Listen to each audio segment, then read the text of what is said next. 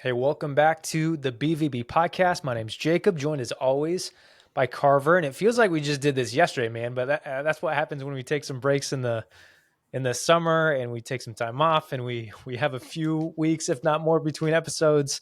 But season's back, so we're getting right back to it, man. How are you doing? Doing well, yeah. Officially back regularly at this point. We've been saying we're back, but yeah, we usually take some breaks during the summer, and for the most part, we're back for weekly episodes. Doing well. How are you? Doing pretty good, and yeah, just excited to get back into Bundesliga. I always like kind of kicking off the season with the Pokal, but there is this slight tinge to it where I'm like, we're back, but we're kind of like this game maybe could be a little more exciting. But I mean, it was exciting to see the guys in a competition or a meaningful match in a meaningful competition. But yeah, I can't wait for the actual Bundesliga to kick off. Do want to give a shout out to everyone who joined us last week, or at least tuned into the episode later for our 100th episode. Got to celebrate that. Celebrated with a live stream. We're back to the normal video and podcast version of this show for now. It's something Carver and I have discussed more about, doing more live shows. So keep an eye on more of those in the future. And when we do those, we'll be sure to give you guys a heads up on social and on Discord. So that is the plug there if you want to join us on Instagram, Twitter, X, whatever you want to call it, and Discord. Links for all those are in the description of this episode. Not going to go on too long of a spiel, maybe later on in the episode. But yeah, big thanks again to everyone who joined us on that. But yeah, Carver, you want to get into it? Get into our first round of the DFB Pokal versus Phönix Lübeck. Yes. And most importantly, the job is done. No gumbo was dropped. Dortmund actually made it to the first round without, I mean, not that it was likely going to happen to begin with, but that would have been quite the upset. And there really wasn't many other big upsets whatsoever really in this first round, which sometimes it's kind of fun to just see if someone can get knocked out. I remember like Leipzig first round or second round, what was it, last year or something like that? They were close to getting knocked out first round. This year, Bochum is the one that falls early. Other than that, nothing like from the first division or anything like that, getting knocked out by a division as close as Phönix Lübeck, who we played from the fourth division here. You got to see a little bit of, just a taste of what Şahin is trying to set up here in a more competitive environment. Of course, the lads didn't treat this as like the most intense matchup or anything like that, but it wasn't necessarily like a training session either. I mean, this was at the end of the day in a competition that we're trying to go far in. So, you got to see some things here. I mean, some sloppy open play. We definitely have to clean that up, and I'll talk a bit more about that in depth here in a few. But we did look really solid on our set pieces. I love the creativity there.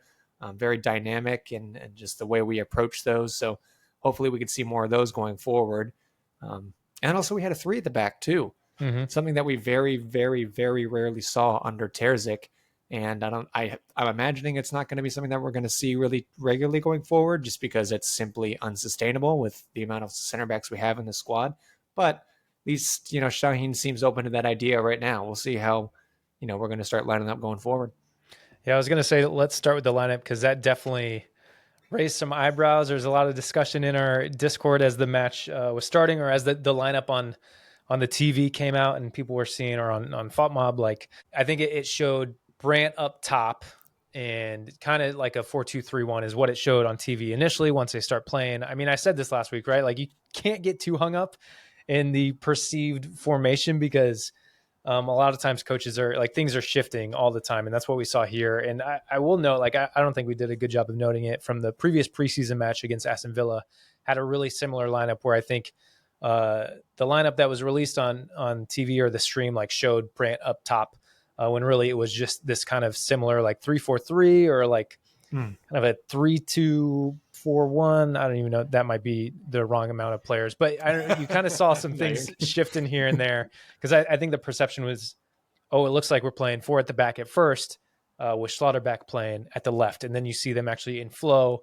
and it's definitely a 3 at the back with Jamie bynoe-gittens, or just Gittens. I need to remember to call him Gittens, or JG. Do we just say JG now? Sure. JG as the left wing back, and Ryerson the right wing back. And I mean, with that flexibility and versatility, where you have a guy more of a winger out on that left side, and then Ryerson, who's more of a fullback, is you do see that shift quite a bit. It's not a three at the back at all times. Like you might see Rierson drop a little bit more on the right, and then JG bombing up the field more.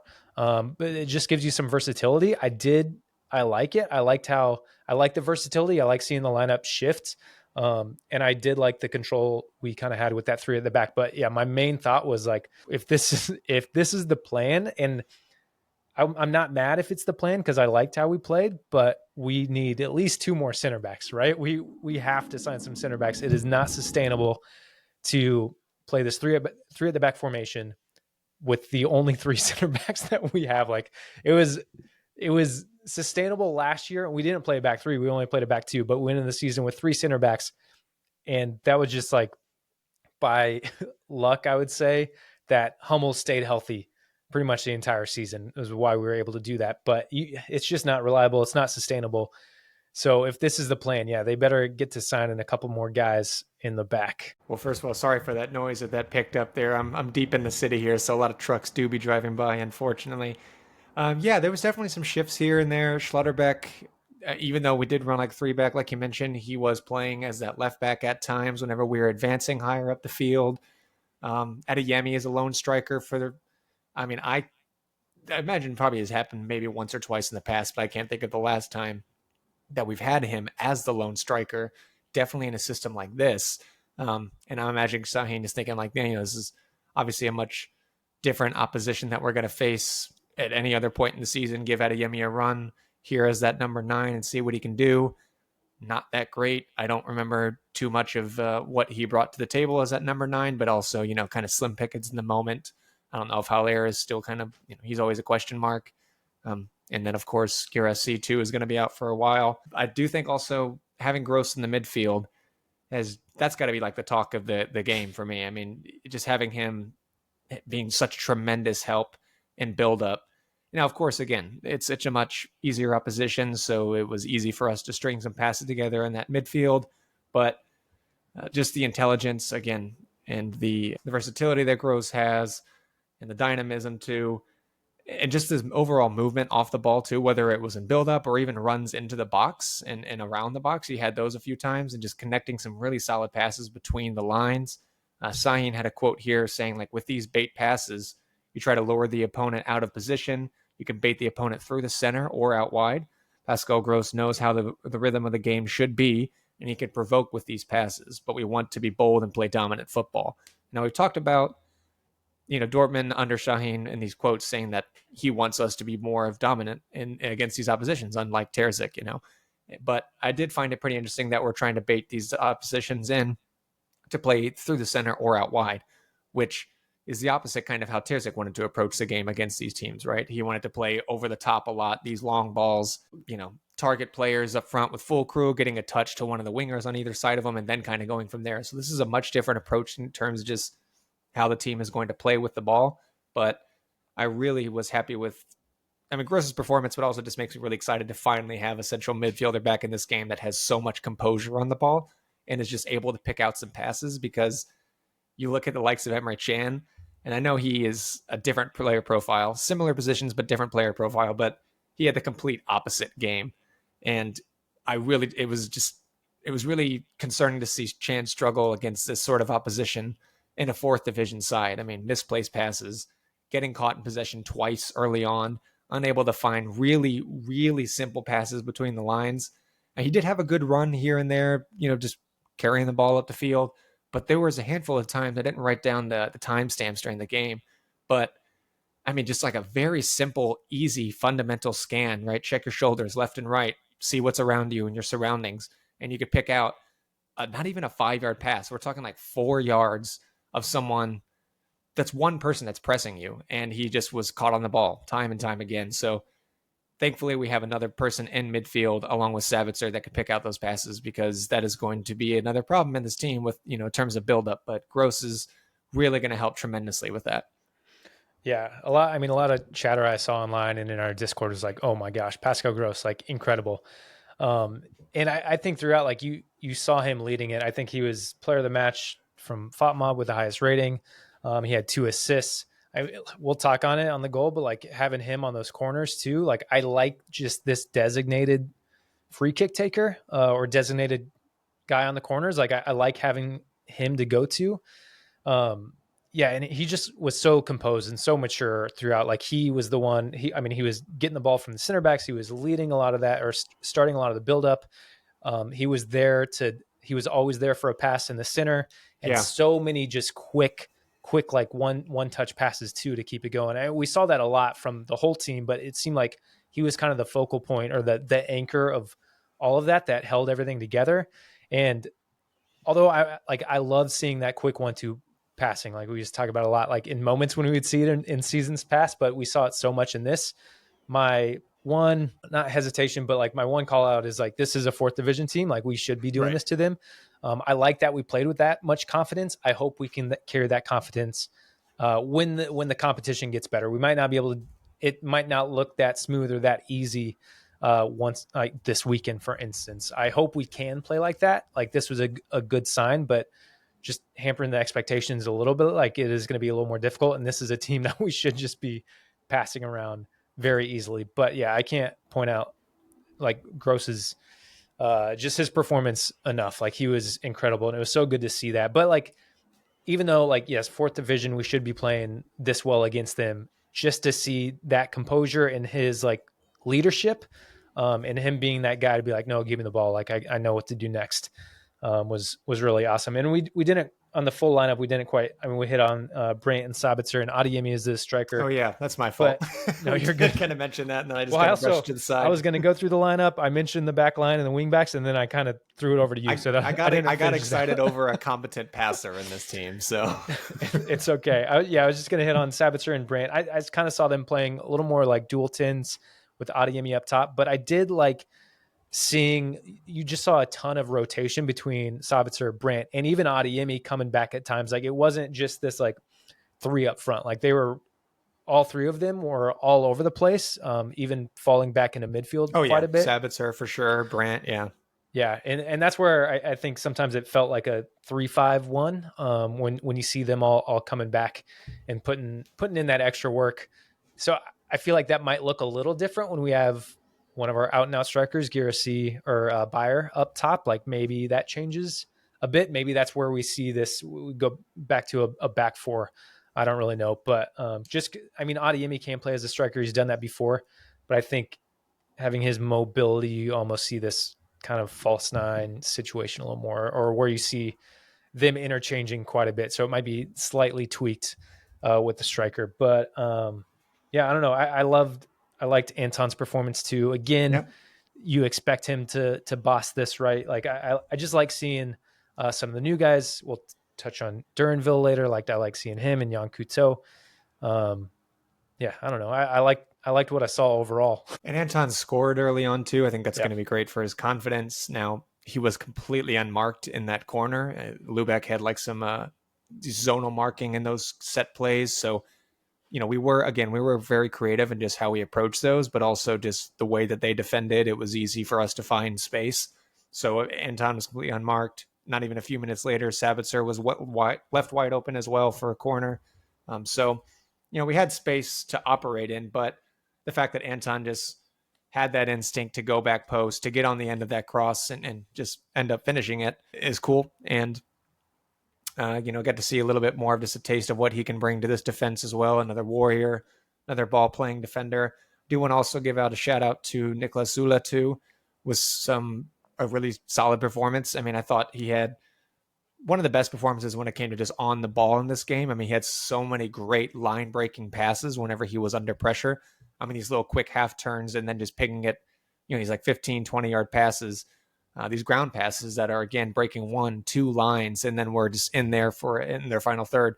He also had 201 touches this game as well. So, Sahin was definitely relying on him when it comes to not only build up, because, again, Gross was really involved in that and being that third man, but Sule was just definitely involved in those aspects as well. So I think Gross had like 169 or 170 touches, so not too far behind, but both of those you could see are going to be potentially the anchors, definitely Gross, going forward when it comes to just how we progress up the field. Yeah, I was going to mention, and I'm trying to look up Gross's touches real quick. He was 169. 169. Right? Yeah. There was a point in the broadcast where they mentioned Nicolas Sula. I don't remember the timestamp again, but they're like, he has 63 touches already. If he keeps this pace up, he'll break some record for the most touches in a game. I mean, he ended up having over 200, Yeah, 200 touches, and then like passes, he hit 191 out of 196 passes to have 97% crazy. completion. Yeah, 201 touches. I don't remember what they said the record was. I feel like they said it was going to be like 250 or something like that. But yeah, that's insane. It's crazy. And like you said, Pascal Gross also had a ton too. But Yeah. Um, I mean, there's a lot of individual performances. Again, collectively, we're pretty rusty. We're just blowing off the dust in this team. There's a lot of new ideas when it comes to coaches and just management too. So collectively, a lot of things to work on, and that's fine, especially again against this kind of side in this division. But a lot of individual shout outs. I want to also talk about Duranville. We're already very excited for him, but just his performance is phenomenal too. He's really, really, really exciting to watch on the ball. And then just when it comes to just us conceding, again, I mentioned last week on the live show that I was surprised that so many people thought we were going to concede. And I was like, oh, I'm going for a clean sheet, but hell, I might end up a piss on my face next week. That's not too uncommon. And here we are again. I just fell asleep in transition whenever we conceded. But I also don't want to take away from the finish. I forgot who scored that one for Lubeck, but I mean, I don't want to just chalk it up to us just simply falling asleep in transition because it was quite the shot. And yeah, I was just saying last week that I thought we were going to get the clean sheet, and of course, Dortmund let me down there.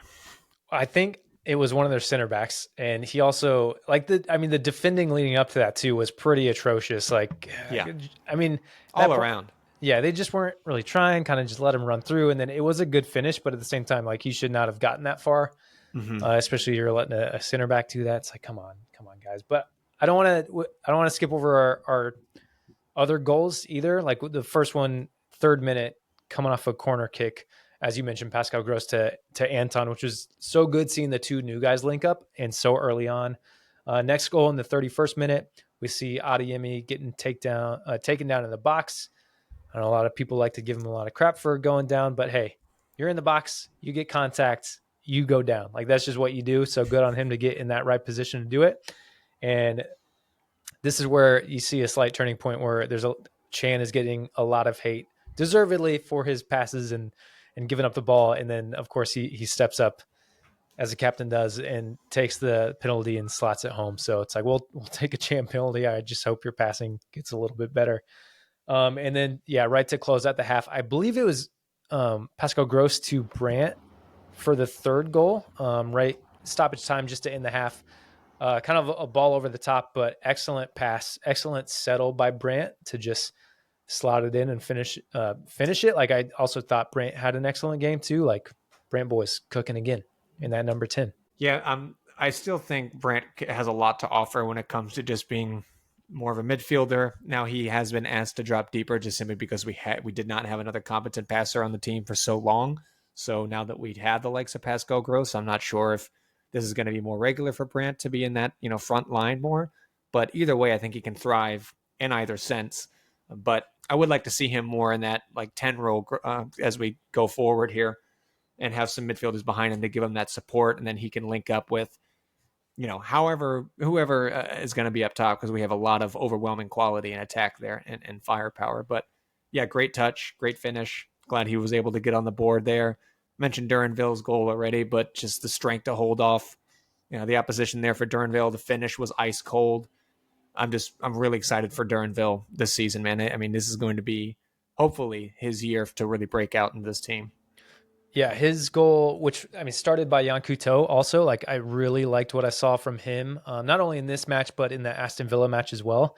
I think he's a really exciting player. I talked about him a lot, I think, in the episode we did last week, where he's almost like he's kind of that Maatsen replacement. He just plays on the right hand side, but for him to kind of break through, like because he's a small dude too, and he got tackled by almost like 2 guys at once, but was able to break through, dash through the middle, and then get a really clean pass off to Duranville, who did an excellent job to finish as well. Goes through the keeper's legs, I believe.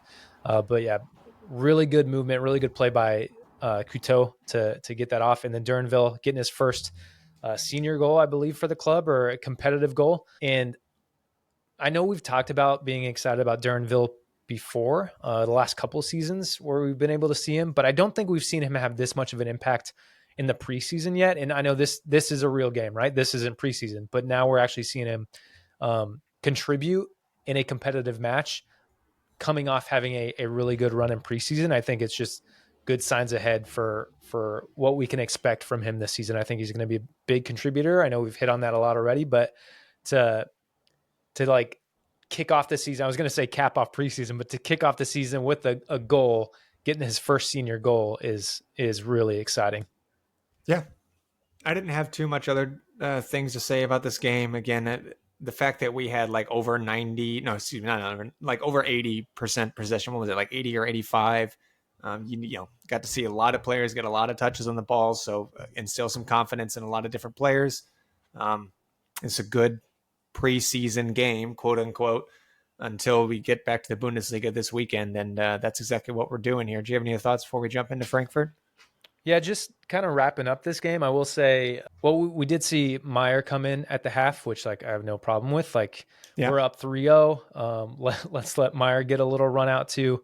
As you said, kind of treating this as a little bit of a extended preseason with this match. And What'd I don't say, think Meyer or Bayer? Meyer. Oh, I guess both, right? Meyer and goal. Meyer came on. Yeah, we can talk about the subs. We talked about Jan Coutil a little bit, but Meyer came on for Kobel at the half, making that change. I don't think anything, like nothing wrong on his end. Like he was not the reason the goal went in, but he did seem to go under a lot more pressure. And I'm curious if you have any thoughts on where that came from. Like we kind of just dropped off quite a bit. And there was a couple different spells where we were just under so much pressure. They hit the crossbar. Oh my God. Yeah. I forgot to mention that too. It was PSG all over again.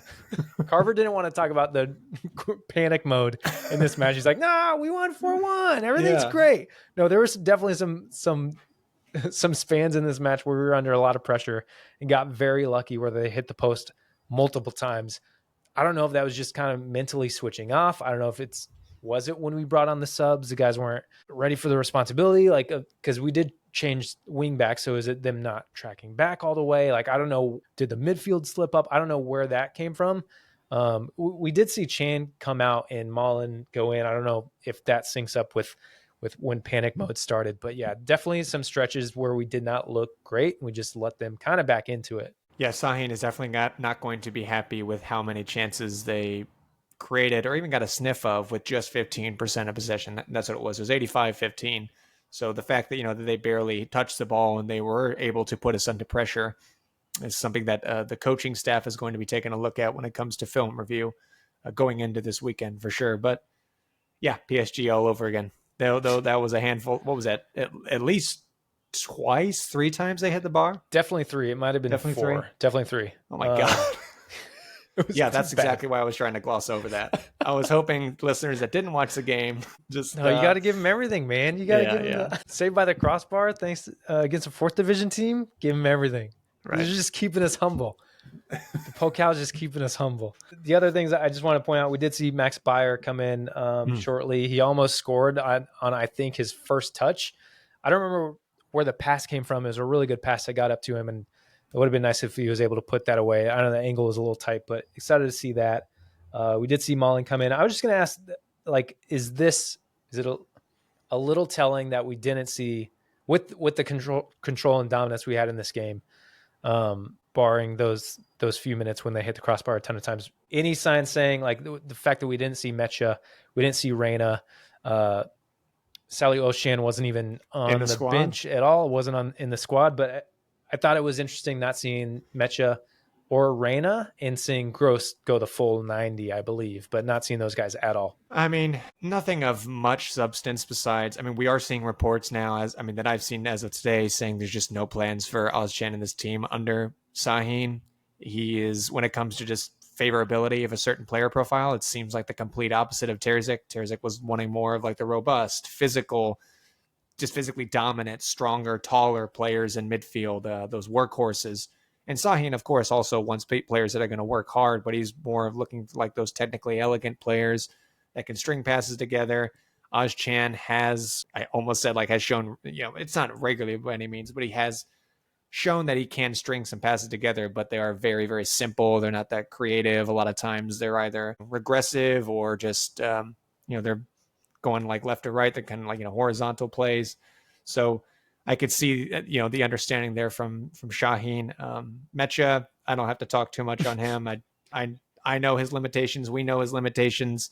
I'm hoping Shaheen is going to look past him as well. Also, I mean, Shaheen has talked about too in the past, like, if you're not a good person, you're not going to be in this team. I don't know if that has any validity there. It could be the same with Reina. Who knows? Yeah. Because Reina is definitely a completely different player from Ozchan, but I don't know if there's going to be plans for any of those three. Honestly, I mean, who knows? I think we're going to get a much better telling in these next like 2 weeks or so for these first few fixtures. Yeah, and that's why I'm looking into it and thinking, because I'm like, if anything, like this is going to be a match where you let them run out the end, like get some minutes in their legs, because this isn't a rotation thing, right? Like the next match is in a week. It's not like we're playing in a couple of days and you want to rest guys. Like we're in season now. You're not resting guys a week out to play them next week. Like I think the lineup, like we went out with a pretty strong lineup. I could see us rolling with this next week too, barring maybe we don't play three at the back.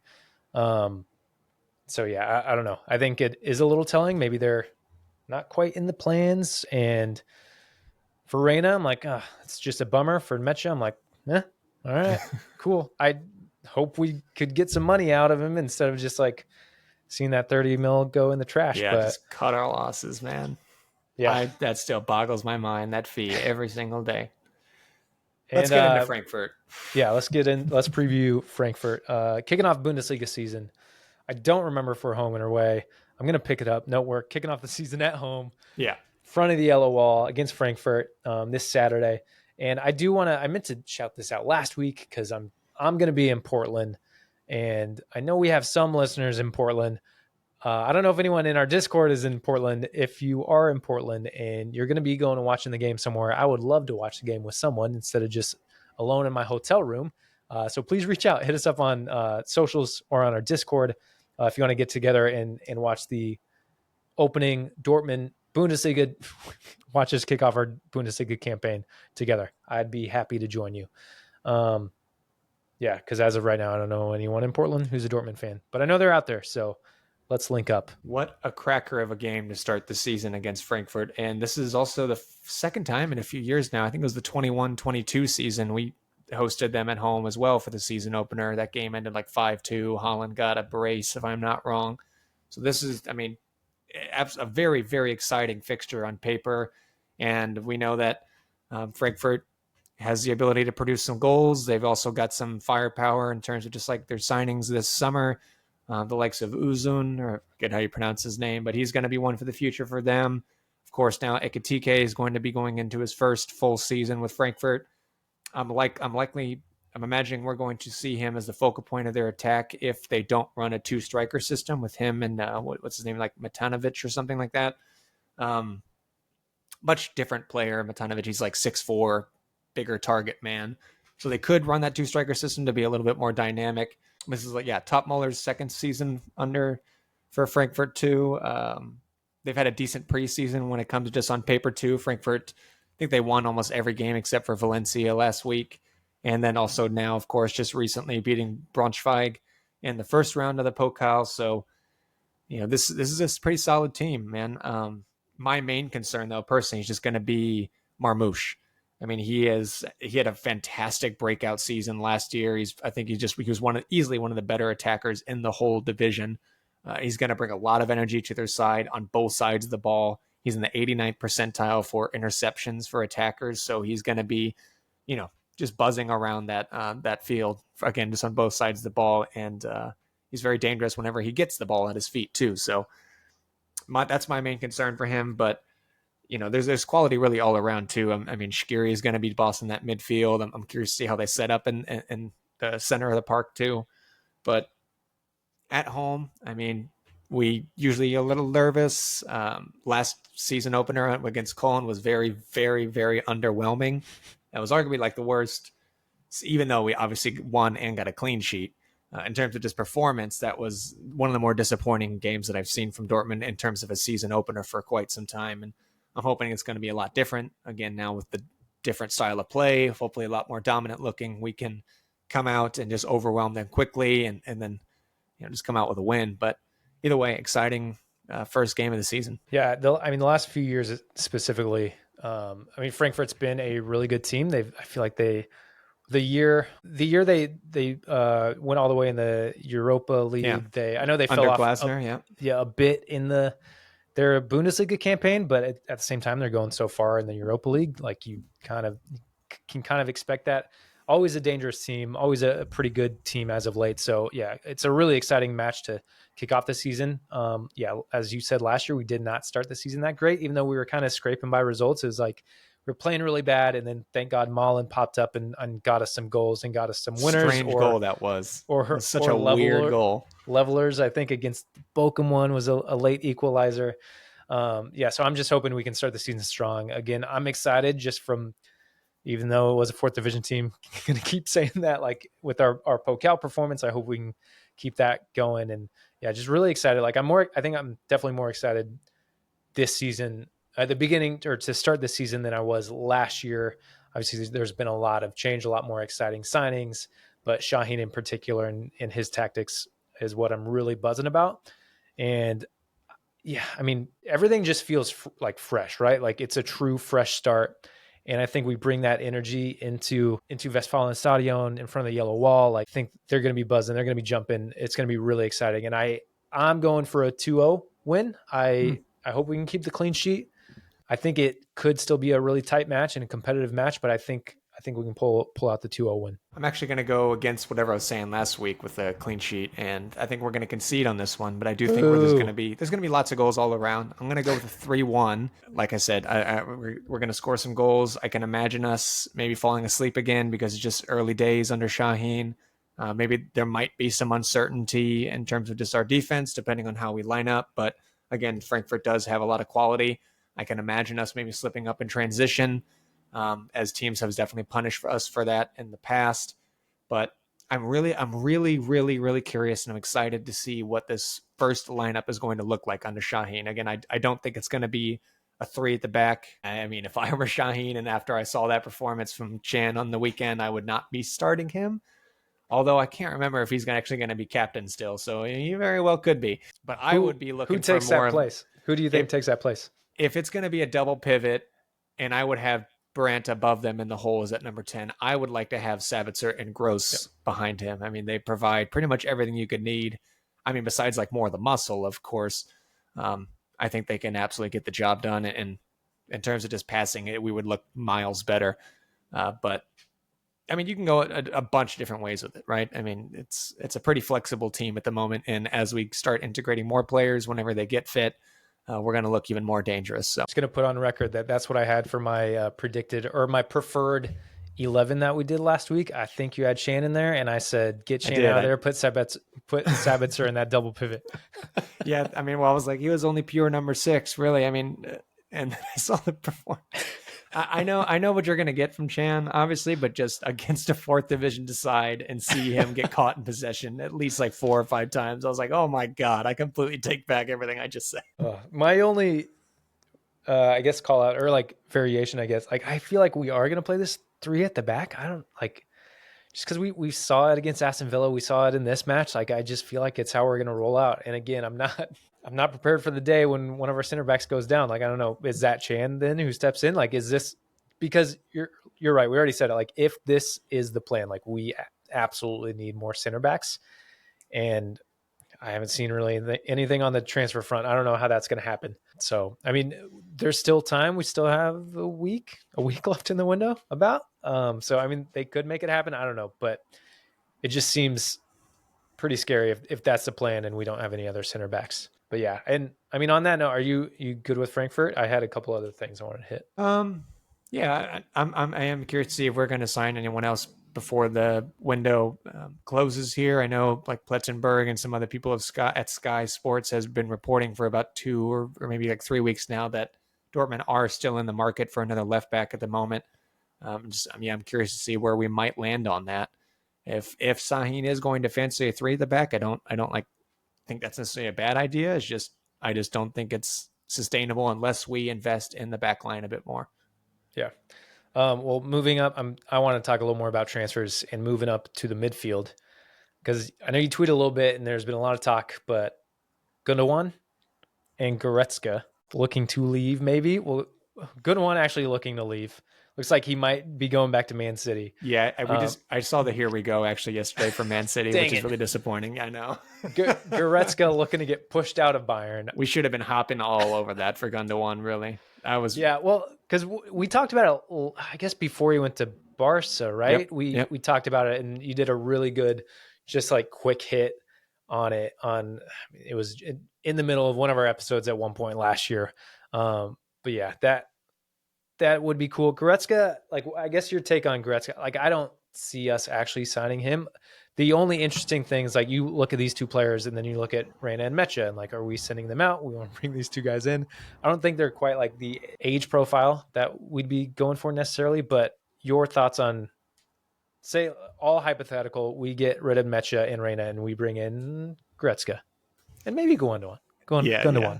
It's not going to happen, but. And more than anything, it definitely, I mean, like the transfer of Gundogan being done aside, I couldn't imagine Goretzka being real anyway, just because he used to be a Smurf back at Schalke anyway. And his wages are pretty outrageous at the moment. And everyone, even Bayern fans, know that. So I don't know how, I mean, maybe we could talk him down a little bit in terms of those wages, but I just think Goretzka would be a monster in this midfield. I mean, he brings the muscle, but he's like a mix of all three of our players right now. Gross, Chan, Sabitzer. I think he's like a good middle ground between all three. So he'd be exciting in this team. But yeah, one can dream though. I mean, definitely with Gundogan too. I was really, really looking forward to seeing us just try to have like a little sniff in that race of trying to get his signature again. But yeah, back to Pep. It's so disappointing for the world, I think, for him to go it's back. Heartbreaking. Like, come on, give us the. It's not romantic to go back to Man City. That's just stupid. That's just like, come on, give us the romantics. Come home. Man City fan in a chat, man. He was like, Gundogan's coming home, and I'm like, he's not coming back to Dortmund. I don't know what you're talking about. Home? Yeah, back to Man City. What the fuck are you talking about? so stupid.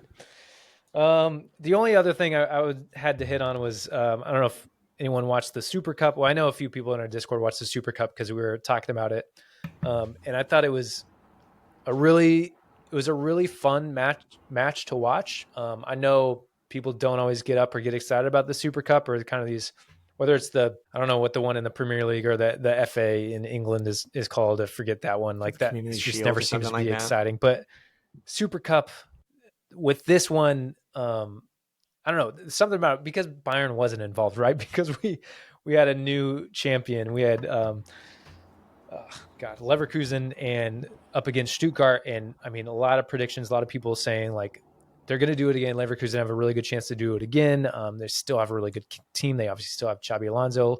A lot of people think Stuttgart will be really good too, even though we've stolen a couple of their players. They've seemed to reload pretty well. Oh yeah, and they had a fantastic window. I could spend another whole episode on them. Yeah, but this was just it wasn't just a meaningless chance to get a trophy. Like, I've really felt this was such a good kickoff to the season because you have these two heavyweights, these two people who want to compete. And although they did perform so well last year, there's still, I think, this inkling of like, oh yeah, well, Bayern has a chance to just come back and win the league again. I think there's a lot of people who don't think Bayern are actually going to do that because they're all kinds of a mess still. But there is just, because Bayern's won it so many times, like there's this kind of lingering, like, Bayern might still come in. And so it was not only like everything going into this match and a good lead up to the Bundesliga, like the match was extremely exciting. I think it's level 1-1. Leverkusen, I think Stuttgart scores first. I could be completely wrong. I'm, as you know, like I never have all my facts right, but I know it's level. I know Leverkusen goes down a man after getting a red card pretty early on. I think they dropped down 2-1. Then Leverkusen, in classic Leverkusen fashion, levels. Scored in the dying minutes. Yeah. Scores in the dying minutes, and they end up winning in PKs. And just seeing that, like seeing them do what they did so much last year, whether it was scraping a draw in stoppage time or getting the winner in stoppage time, it just shows how much of a monster like this team still is, how they're just never going to give up. And they're doing that right from the start. Like they haven't slowed down at all. They're down a man and they're still able to pull it out. And then win in penalties too is just crazy. And that's why like this match I thought was so exciting. And it's just got me really excited for the Bundesliga season as a Dortmund fan too, not just as a German football fan, not just because I'm not saying I want to see Leverkusen go and win the title again. If they do, I still think that's extremely exciting, but just how it opens up the league in general and how competitive it makes it, with Bayern dropping off, with us making a big and exciting push, and with Leverkusen and Stuttgart being extremely strong again. I'm just gets me way more excited for the league. And the fact that Alonso signed on to another year for Leverkusen, it shows just his commitment to the project and just the club, which is really cool. It's a shame that they're going to lose to us both this season, or both games this season, Stuttgart and Leverkusen. But yeah, I didn't watch any of the Leverkusen and Stuttgart game, but I did see the scoreline and read a little bit about it, and it seemed like a cracker of a game. Yeah, super cool. Yeah, it does suck that they're all battling it out and we're just going to win anyway. So sorry for them. And then Bayern's just going to be left in the dust. I don't know who's going to, maybe Leipzig's probably going to take that 4th spot, but yeah, it's going to be exciting. Really excited. Bundesliga's back and we're back too. And we'll be back next week with another episode. Carver, unless you have anything else, I think we can wrap. We got some fun guests lined up here in the next few weeks. Stay tuned. You've been teased. You've been teased. Guests coming. Bundesliga's coming. I really appreciate you guys hanging out and listening as always. Follow us on Twitter, Instagram. That's it. X. I was like, what's the other one? It's X. It's Twitter. It's all the same thing. And Discord, if you haven't got plugged in there. Again, if you're in Portland and you're going to be going to watch the match somewhere, I know there's a bar called Goal. If you're going to Goal, I might just randomly show up. I'll be the guy who doesn't know anyone, and I'll be a Dortmund kid, so I'll just find you guys. But reach out if you're in Portland, and if I can come watch the game with you. I'm really pushing that. I don't want to just watch it alone in the hotel room. I feel like that might happen. But no, I appreciate you guys hanging out, and we will be back next week. We'll see you later.